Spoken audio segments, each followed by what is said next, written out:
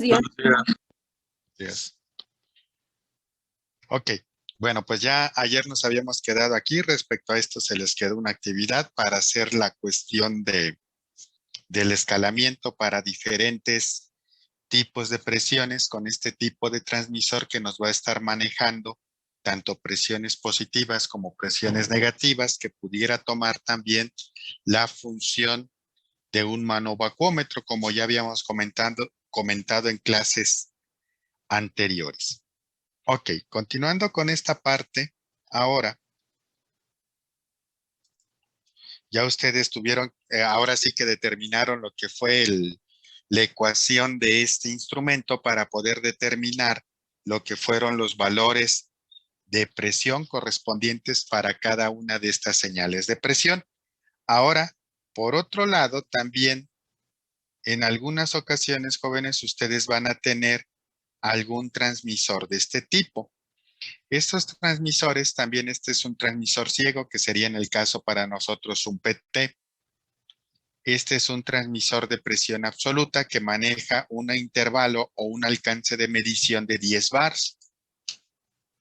Esos 10 bars son equivalentes a 1000 kilopascales o un megapascal o 145 PSI. ¿Qué es lo que deben de tener cuidado al momento de utilizar algún instrumento de este tipo? Vean, por ejemplo, si este instrumento yo lo voy a ocupar en diferentes lugares dentro de la República Mexicana, pues tengo que conocer el punto en donde vamos a hacer uso de este instrumento. Por ejemplo, si estuviéramos en la Ciudad de México, nosotros vamos a tener una presión atmosférica alrededor de 585 milímetros columna de mercurio, casi los 78 kilopascales o 0.78 bars aproximadamente. Si ya nos ubicamos dentro en una zona que esté a nivel del mar, voy a tener la presión atmosférica estándar o normal, que son los 760 milímetros de mercurio o 101.325 pascales alrededor de 1.013 bars. Entonces, si estamos ubicando que este instrumento puede medir de 0 a 10 bar, me va a generar en este intervalo una señal de 4 para 0 bar, pero ojo aquí que son bar absolutos, y me va a generar 10 bar absolutos cuando nosotros tengamos 20 miliamperes. Si este instrumento ahora lo tuviéramos a nivel del mar, lo que va a detectar este instrumento cuando nosotros lleguemos y lo conectemos, que este es mi transmisor, aquí lo que va a estar sintiendo va a ser la presión atmosférica, lo voy a conectar a su fuente de alimentación. Entonces, lo que vamos a tener nosotros aquí como salida, voy a tener aquí una corriente si estuviera utilizando un miliampérmetro, y esta corriente va a ser en un intervalo de 4 a 20 miliamperes. Pero el valor de corriente que me va a generar este transmisor cuando solamente estemos midiendo la presión atmosférica, o cuando solamente esté sometido a presión atmosférica, va a ser un valor de corriente que va a depender del lugar en donde esté. Si estoy a nivel del mar, pues me va a dar una corriente que va a ser proporcional a un bar. Si estuviera en la Ciudad de México, va a ser proporcional a 0.8 bars. Entonces, vean aquí, aproximadamente por esta zona, ahora sí que la trazamos un poco más recta, aproximadamente por esta zona es en donde nosotros vamos a tener, aquí se va a encontrar la CDMX. Perdón, esta va a ser a nivel del mar, donde yo voy a tener un bar. Después de aquí tendría esta, ah, ahora sí que ubiqué mal ese punto.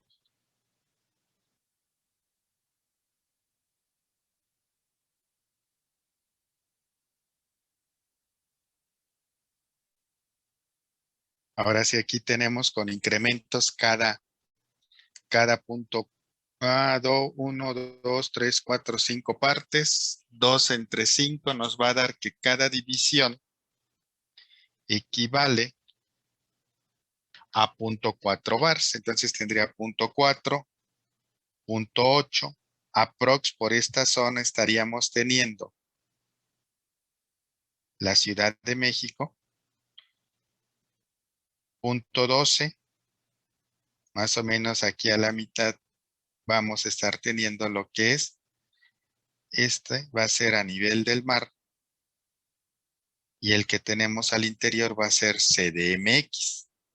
Entonces, si ustedes instalan estos instrumentos en algunas de estas zonas y antes de que su proceso opere y conecten ustedes a su transmisor, ya van a tener una señal ligeramente arriba de 4 miliamperes. ¿Pero por qué se va a dar ese caso? Pues precisamente porque este instrumento mide presiones absolutas. Entonces ahora para estos jóvenes rápidamente cuánto vale la pendiente y cómo quedaría mi ecuación de la corriente. ¿Los escucho?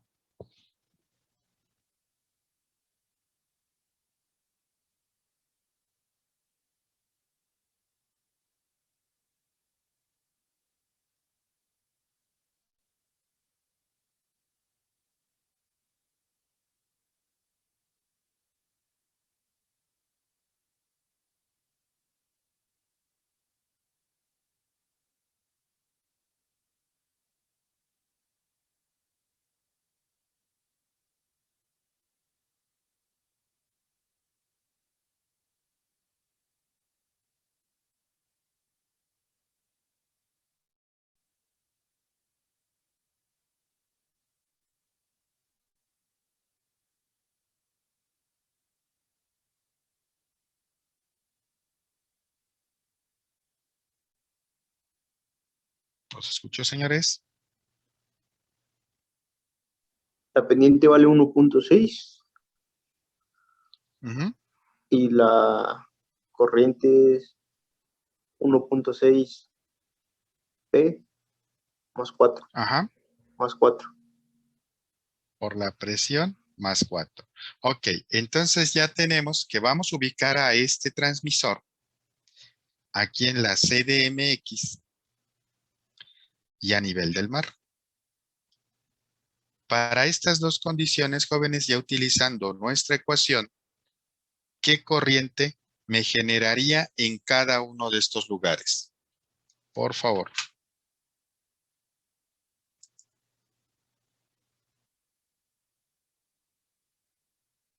Gracias, Gabino. Gracias. A su compañero Mata fue el que creo que nos comentó los resultados.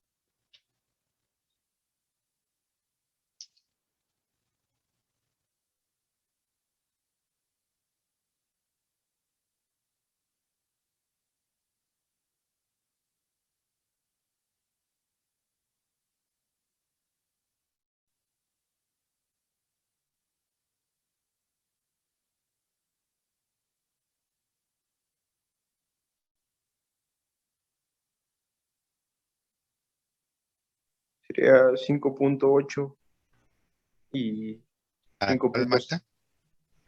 para Ciudad de México. Ujú. 5.8. 5.6. No puede ser. 5.6. A ¿Cuánto dijo nivel que del mar, era la presión? Ajá. ahí la tenemos en la diapositiva. No puede ser mayor la corriente en la Ciudad de México que a nivel del mar. A ver, cheque sus cálculos. Okay. A mí para la Ciudad de México me salió de 5.24 Ujú. y a nivel de mar 5.62 miliamperes. Miliamperes. Ok, ¿todos tienen esos valores, jóvenes?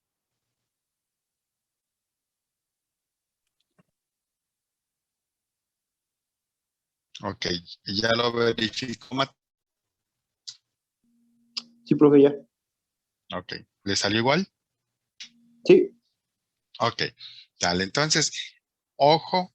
Entonces, cuando ustedes vayan a utilizar algún instrumento de medición de presión que mida presión absoluta, la primera señal que les va a enviar el instrumento una vez que ustedes lo conecten va a ser la presión, o lo que va a estar detectando nuestro elemento de medición va a ser la presión atmosférica local.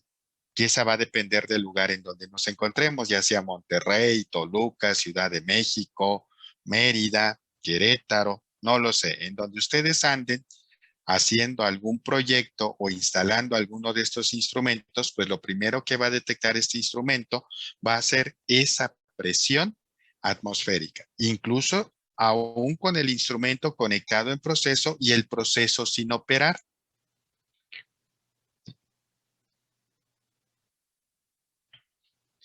Ok, entonces continuamos con esta parte, jóvenes. Ahora, miren, ya la vez pasada habíamos hablado de dos conceptos, precisión y exactitud. Perdón, exactitud, nada más comentamos acerca de exactitud, que en donde este, ese,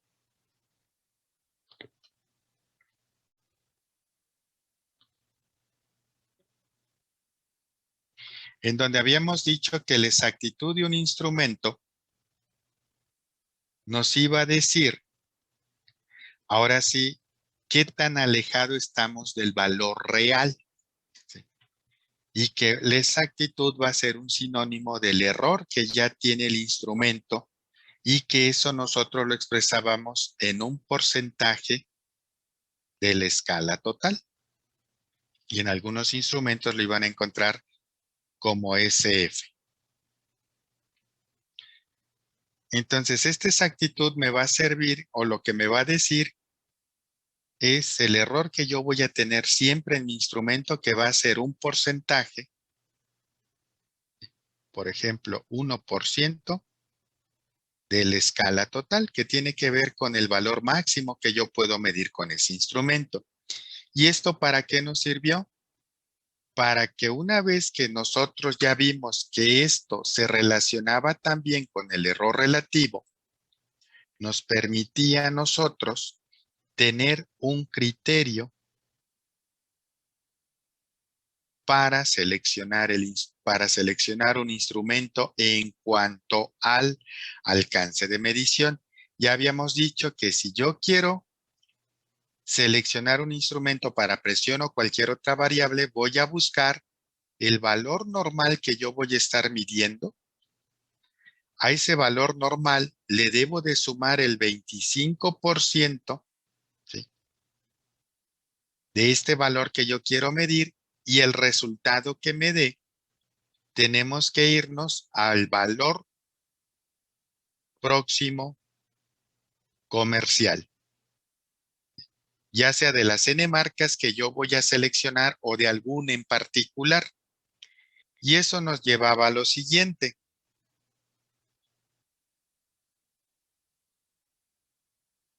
Que si yo tengo la carátula de un indicador, habíamos dicho que en base a esa carátula, nosotros íbamos a tener aquí del 0 al 100% que podemos medir. Entonces, una selección adecuada es medir ¿de dónde? Desde este punto, del 50% al 100% de la escala. Es una medición adecuada. Otro punto puede ser trabajar en el último tercio de la escala, del 66% en adelante. Y el otro punto, otro criterio, si estoy trabajando en el último cuarto de la escala, del 75% en adelante, es correcto. Hay algunas recomendaciones o algunos criterios que en algunas ocasiones se los pueden encontrar. Hay quienes dicen que para que ustedes estén midiendo de forma correcta con un instrumento deben de estar entre el 25% al 75% de la escala. En este intervalo es en donde debe de estar el valor que ustedes van a medir. Entonces ya aquí tenemos Para esto me sirvió la exactitud. Pero ahora, ¿para qué me va a servir la precisión? ¿Qué tanto un instrumento puede repetir la magnitud de una variable al hacerse mediciones, eh, varias mediciones en un lapso de tiempo? ¿Sí? Entonces, en base a eso, jóvenes, podemos tener instrumentos que pueden ser exactos o instrumentos que también pueden ser exactos y precisos. Puedo tener instrumentos que no sean exactos, pero que sí son precisos, o viceversa. Generalmente en los libros de instrumentación o de metrología, luego marcan para determinar si un instrumento es exacto o preciso, lo ponen con un ejemplo en una diana. Si yo quiero medir, ahora sí que un valor aquí, imagínense los n círculos que podemos tener por aquí, puedo tener varios instrumentos. Por ejemplo, vean, puedo tener un instrumento que cuando yo haga varias mediciones, los valores me queden por aquí.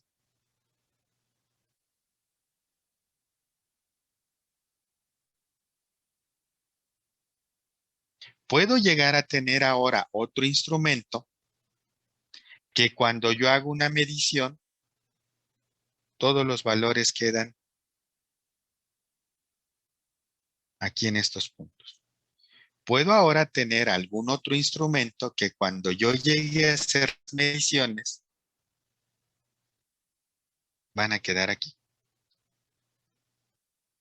Y puedo llegar a tener otro instrumento también que cuando yo quiera hacer mediciones,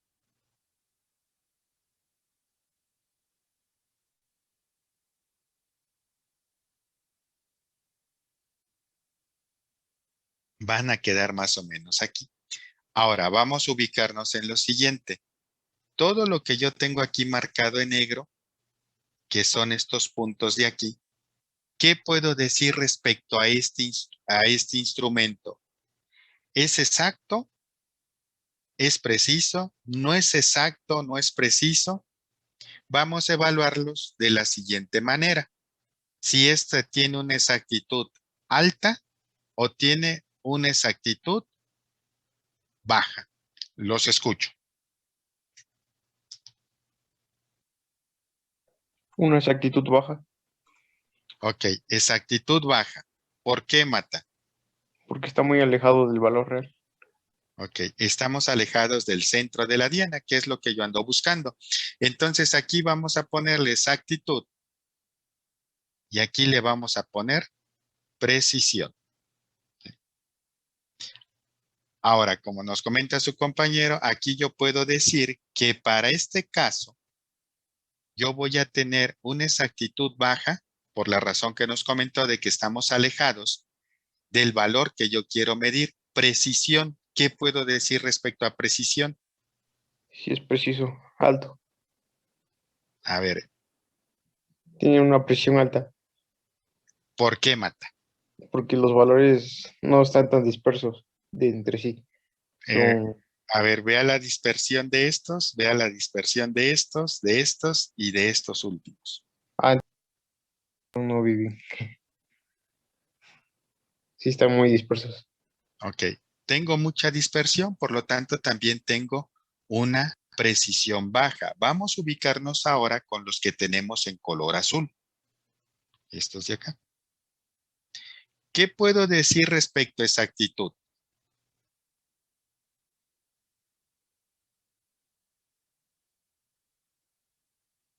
¿Y qué puedo decir respecto a precisión? Los escucho, señores.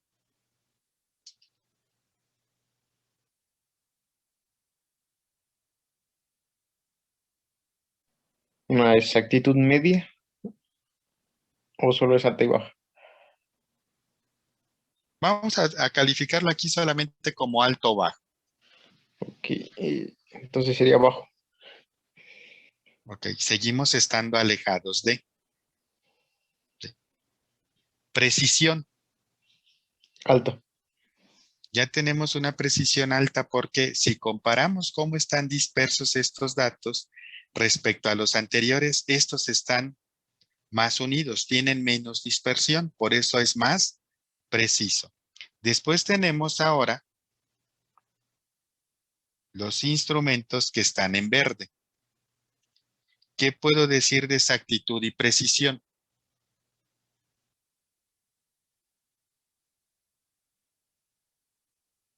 Pero Tiene una participen los. exactitud alta. Ok, exactitud alta, ya estamos dentro de los valores que yo quiero medir. Siguiente.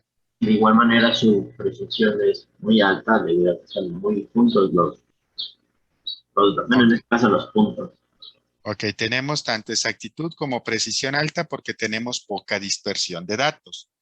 Siguiente punto, vamos a ponerlos en azul diferente para que todavía no quedó por aquí. Ahora sí que puedo decir de este último. ¿Es exacto? Sí, sí sigue manteniendo en el centro. Ujú. ¿Es preciso? Sin embargo, su precisión no es adecuada.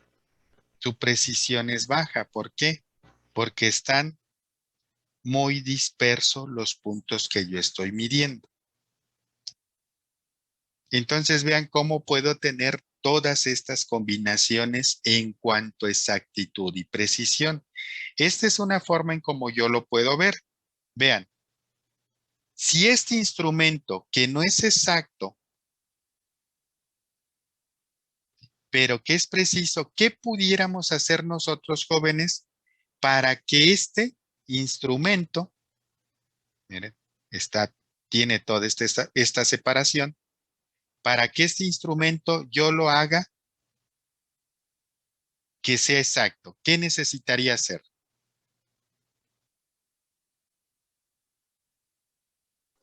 Calibrar.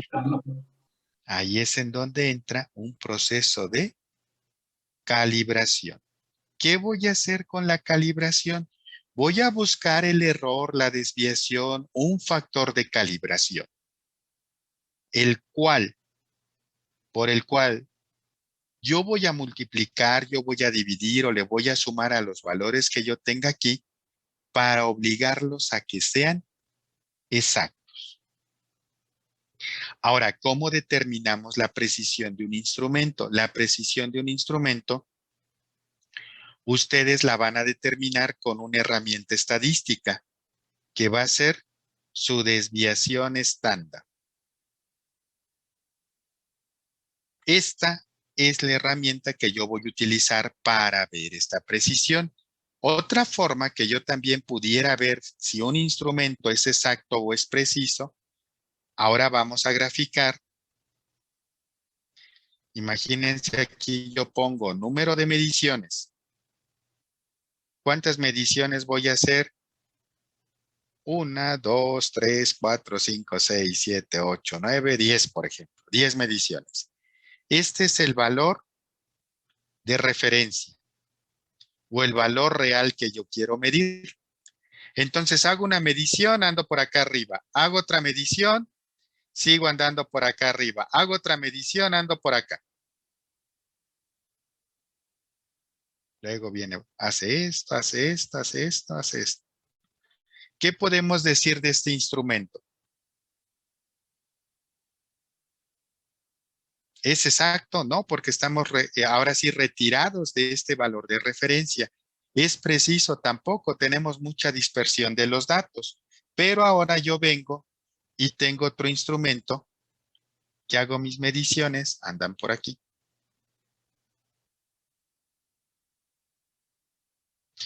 Aquí el que pusimos en rojo, ahora sí yo puedo decir que este instrumento es tanto exacto como preciso. Y vean, aquí están nuestros límites dentro de los cuales se está moviendo el instrumento que tenemos en rojo. Y aquí tenemos todos los límites dentro de los que se mueve el instrumento que pusimos en azul.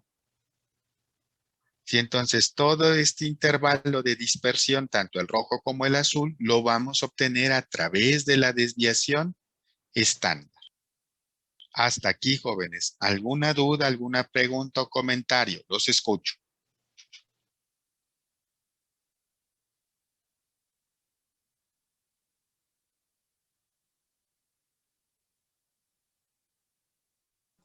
No, profe, ninguno. No, profe, por el momento ¿No? no. Ok. Entonces seguimos en esta parte. Ahora,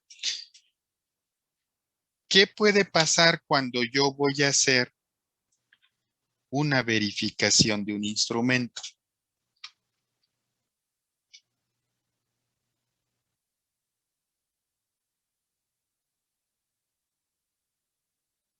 Cuando yo quiero verificar un instrumento, yo voy a poner aquí lo que me va a dar una referencia o un instrumento que también le llaman patrón. Y de este lado voy a poner el instrumento que yo quiero verificar. Si yo utilizo una referencia, instrumento que quiero verificar, si yo utilizo un patrón, aquí va a ser mi instrumento que yo quiero calibrar. En el mundo ideal,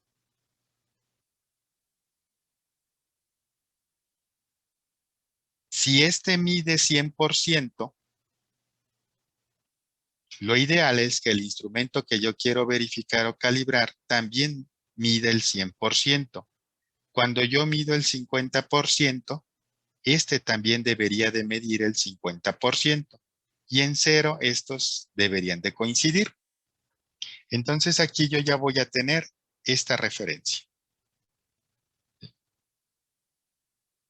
Pero ¿qué es lo que pasa cuando ustedes ya hacen esa verificación? Miren, en primer lugar, me van a pedir que yo evalúe el instrumento que yo quiero verificar o calibrar cada 10% de la escala, con incrementos del 10% de su escala. Entonces, si yo tuviera un instrumento que fuera de 0 a 100 PSI, voy a estar verificando en 0, 10, 20, hasta 100 PSI. Y así el instrumento que yo llegara a tener. Una vez que yo ya tengo el 10% de mi referencia o patrón, voy a ver cuánto me va a dar el instrumento que yo quiero verificar o calibrar. Aquí le suministro 20%, verifico cuánto me da este instrumento y así voy haciendo una tabla donde diga mi patrón o referencia y del otro lado voy a tener el instrumento que yo quiero verificar y que yo quiero calibrar. Y yo aquí le voy a decir, aquí para 0, este me dio tal valor. Para 10%, este me dio tanto valor. Y así lo vamos a ir llevando.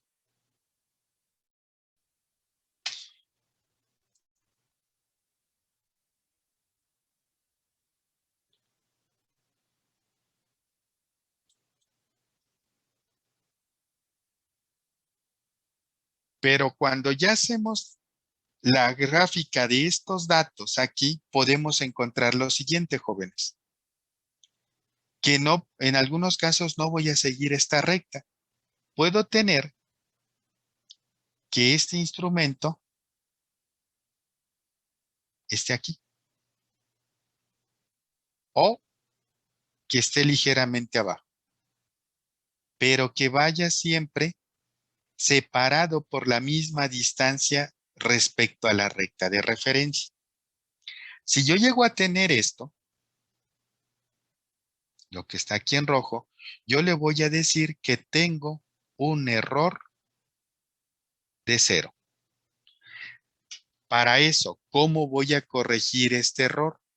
Los instrumentos luego tienen un tornillo de ajuste a 0.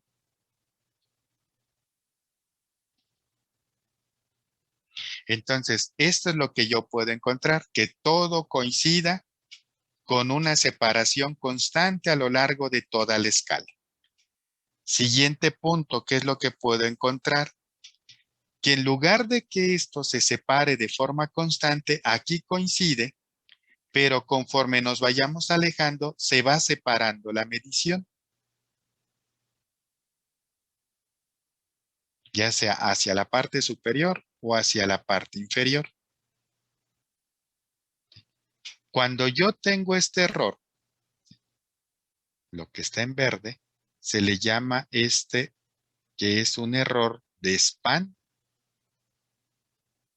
o un error de margen. Puedo tener ahora otro error también.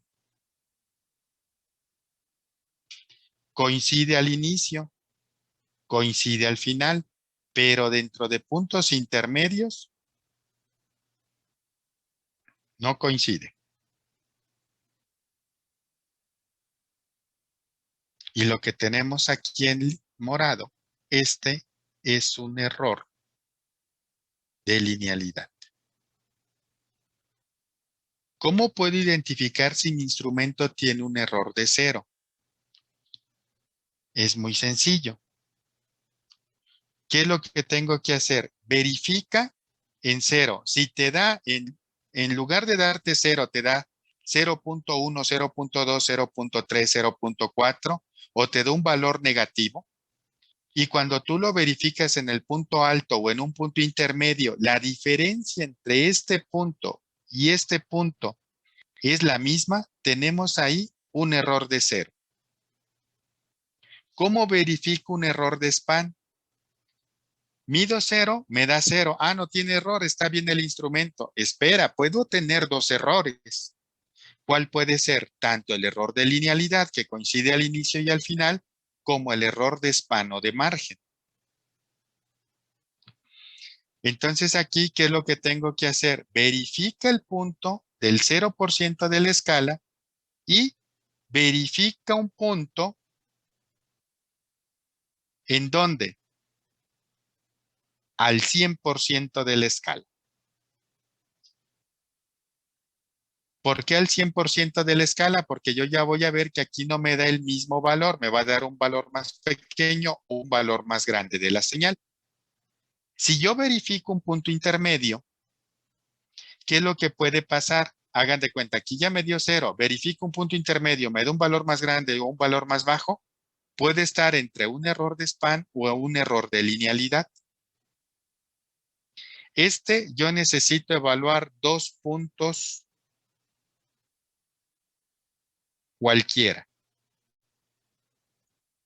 Preferentemente se recomienda el 0, que uno sea el 0 y el otro el que ustedes decidan. Si yo quiero el error de span o de margen, voy a verificar en 0 y voy a verificar al 100% de la escala. Si yo quiero uno de linealidad, aquí sí requiero 3 puntos. El 0, un punto cualquiera, y el otro va a ser el 100% de la escala. Entonces, estos son los 3 errores que yo puedo tener. Error de 0, error de span o margen y error de linealidad. El error de 0 hasta los transmisores, mucho más los indicadores o manómetros tienen tornillos de ajuste a 0. Si alguno de ustedes utilizó un ómetro analógico, tiene un tornillo de ajuste a 0. ¿Qué les decía su profesor? Primero tienes que cortocircuitar tu ómetro. Ya unían ustedes la punta, se deflexionaba lo máximo, pero a veces no llegaba a deflexión máxima. Tenían que ustedes mover un potenciómetro. Ahí estaban ustedes ajustando a 0 para ya tener una referencia y a partir de ahí iniciar sus mediciones.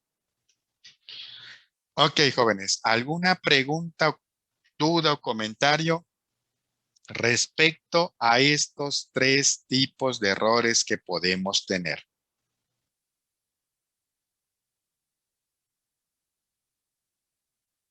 Y esto aplica para cualquier instrumento, ya sea un elemento primario o un transmisor.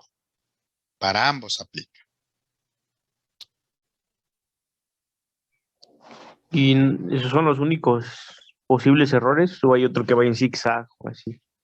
No, ya de ahí hay combinaciones, Mata. Ok. ¿Sí? ¿Qué Pero es lo que se puede encontrar también en alguna ocasión, Mata? Por ejemplo, yo quiero conocer la exactitud de un instrumento porque no tengo datos del equipo. Ya no lo fabrica, no está el manual, ya no se le ve la placa, etcétera, etcétera. Traza usted su línea de referencia también y empieza a medir varios puntos.